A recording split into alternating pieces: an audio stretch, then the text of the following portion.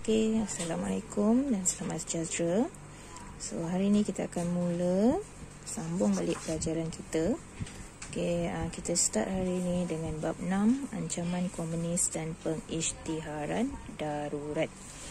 Pergi pada 6.1. Kemasukan pengaruh komunis di negara kita. So sebelum kita pergi pada lebih mendalam, kita faham dulu apa maksud komunis. Komunisme ialah ideologi yang diasaskan oleh Karl Marx dan Friedrich Engels. Mereka menulis karya Komunis Manifesto dan Das Kapital. Ini adalah dua hasil karya komunis yang kata teragung lah, yang menjadi rujukan komunis di seluruh dunia. Iaitu karya Komunis Manifesto dan Das Kapital. Perkataan komunis membawa maksud orang yang menganut fahaman komunis. Manakala komunisme ialah fahaman politik yang menjadikan ekonomi dan barang pengguna sebagai milik negara.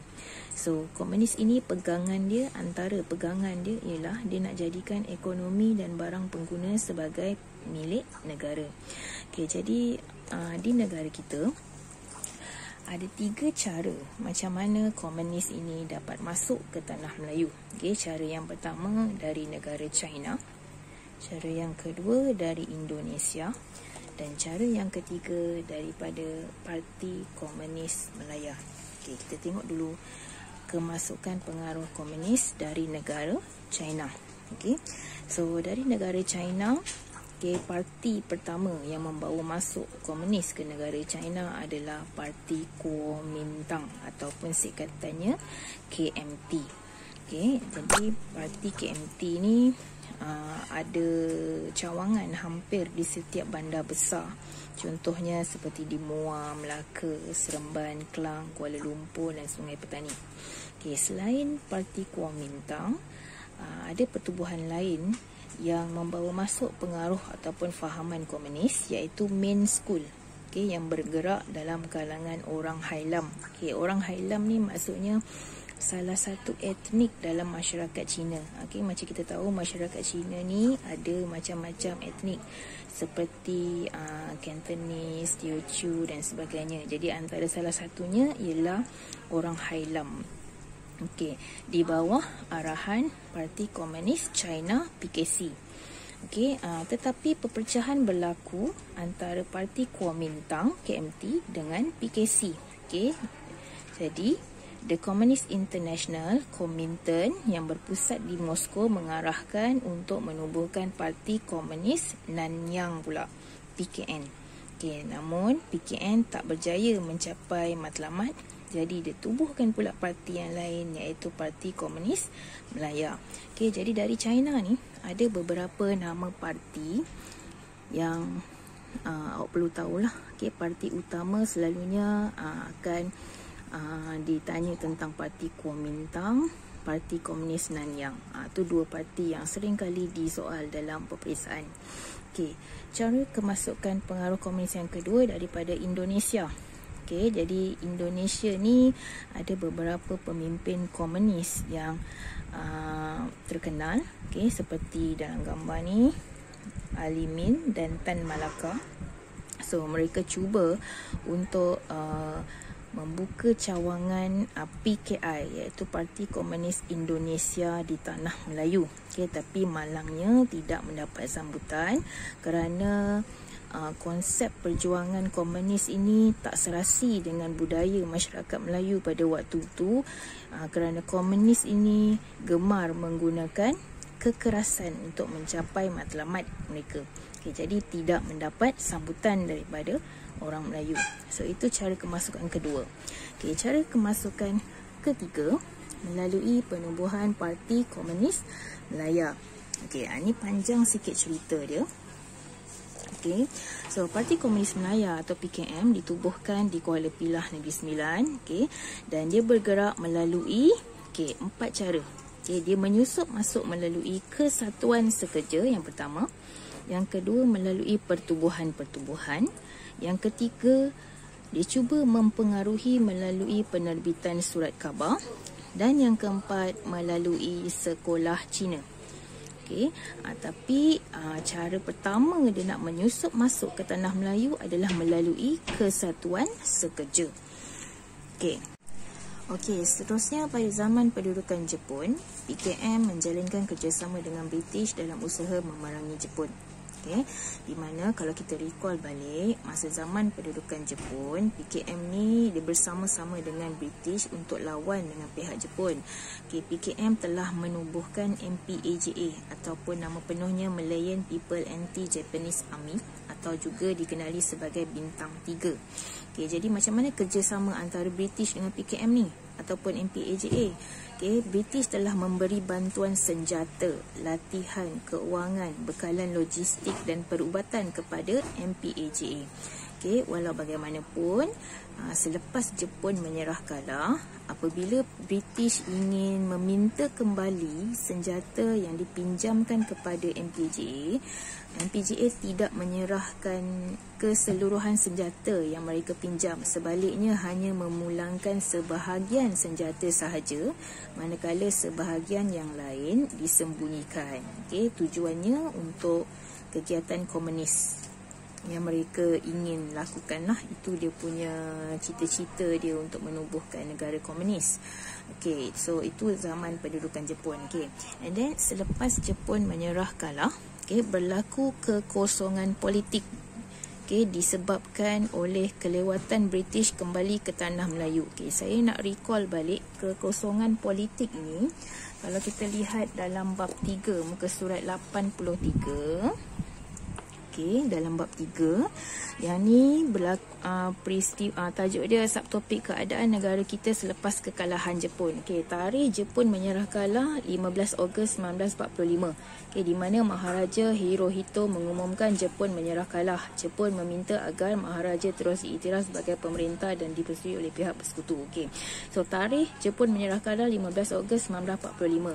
Okay, jadi selepas Jepun menyerah kalah, Lord Louis Mountbatten ataupun Lord Mountbatten, pemerintah tertinggi tentera bersekutu di Asia Tenggara, merancang untuk segera mendarat di tanah Melayu semula. Namun begitu, beliau tidak dibenarkan berbuat demikian sehingga selesai upacara penyerahan rasmi oleh pemerintah tentera Jepun kepada General Douglas MacArthur.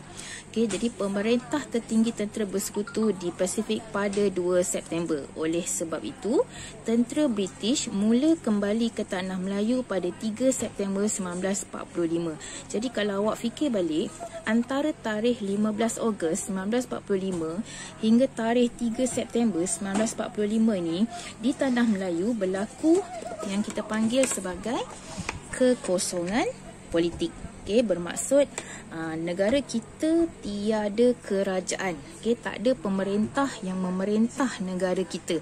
Jadi kesempatan ini diambil oleh komunis, di mana semasa kekosongan politik ini mereka melakukan beberapa perkara lah. Sebab tu dia kata kat sini, keadaan ini memberikan peluang kepada PKM untuk meluaskan pengaruhnya. Sebab dia tahu British belum sampai dan tentera Jepun pula dah menyerah kalah. Okey, jadi apa yang dia buat? Bintang 3 PKM melalui MPAJA keluar dari hutan dan melakukan kekacauan. Okey, apa kekacauan yang dia buat kita akan lihat dengan lebih terperinci dalam tajuk 6.2 selepas ni.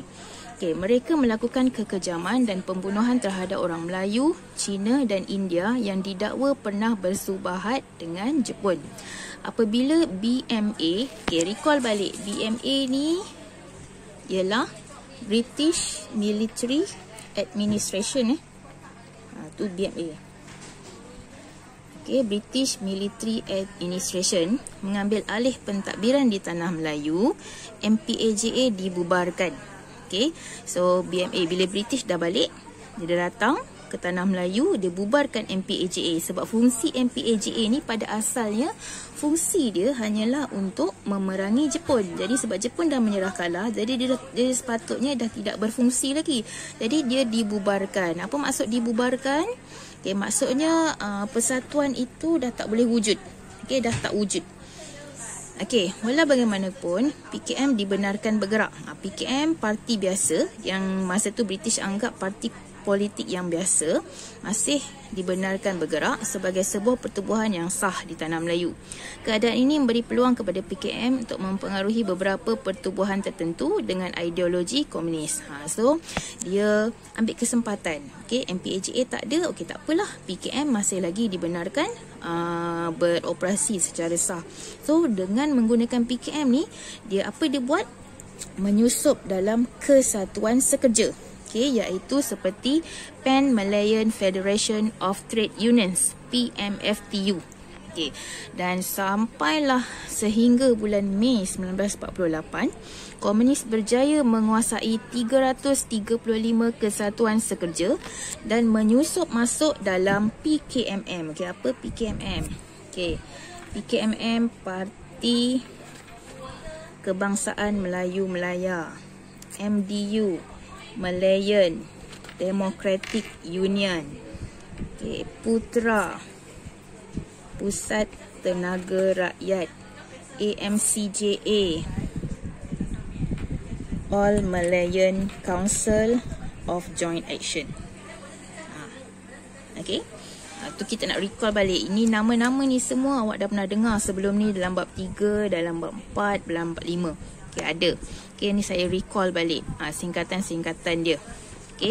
Saya ulang. PKMM, Parti Kebangsaan Melayu Melaya, MDU, Malayan Democratic Union, Putra, Pusat Tenaga Rakyat, AMCJA, All Malayan Council of Joint Action.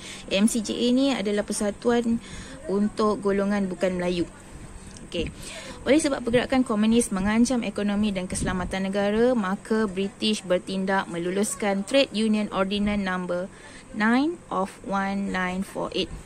Ordinan ini menyekat pengaruh komunis dalam Kesatuan Sekerja dan akhirnya mengharamkan PKM. Dan barulah lepas bulan Mei tahun 1948 tu, barulah British sedar sebenarnya PKM ini adalah parti politik yang berbahaya kerana dia menyebarkan fahaman komunis pada rakyat tanah Melayu pada waktu tu. Jadi barulah dia haramkan. Tapi pada waktu dah terlambat lah kerana dia dah berjaya meluaskan pengaruh komunis pada 335 kesatuan sekerja. So itu 3 cara macam mana kemasukan komunis ke tanah Melayu. Daripada China, negara China, Parti Kuomintang, Parti Komunis Nanyang. Daripada Indonesia, Parti Komunis Indonesia, PKI. And then daripada penubuhan Parti Komunis Melaya yang mempengaruhi Kesatuan Sekerja. So itu 3 cara untuk 6.1. Alright. Terima kasih.